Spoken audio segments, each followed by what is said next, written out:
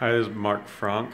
I'm going to be talking about my differential instruction for a poetry reading we're going to be doing in English. I teach 7th grade middle school English, and we're going to be focusing on figurative language and a poem by Langston Hughes called I Too Sing America.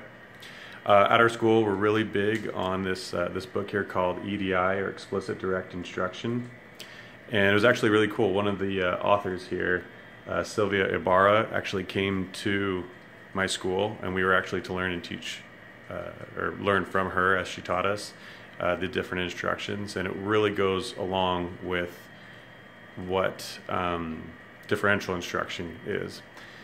It gives the opportunity to give the students multiple different exposures in different ways. So for example, in the lesson, we're going to be first have an introductory video about kind of the time period of Langston Hughes, what it meant to be a black man living in 1920s, the Harlem Renaissance.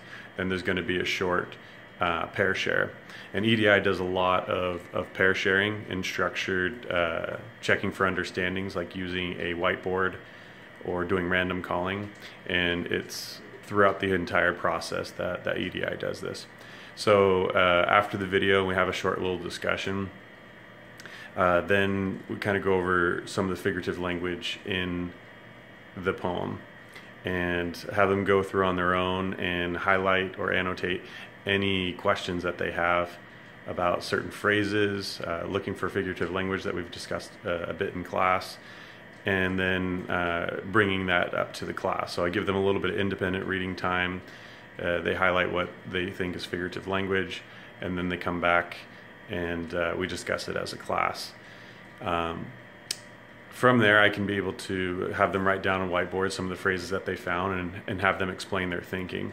The thing I really like about EDI is I get to explain while I'm modeling, and then I have them explain their thinking of how they arrived at an answer or why they came to that conclusion. So I also do random calling, so I'll pull sticks or use index cards and just call them. So they're constantly throughout the lesson, they're either talking to a friend next to them or their group. They're standing up and delivering an answer randomly, so they always have to pay attention, or they're writing down an answer on their whiteboard, or they're doing silent reading. So they get multiple exposures to the lesson, but they're engaged in a lot of different ways. This also has caused a lot less behavioral problems as well. So I've loved using it. Since I've used it, I've seen a lot of different changes, and I'm going to be using that throughout the lesson plan for figurative language and Langston Hughes.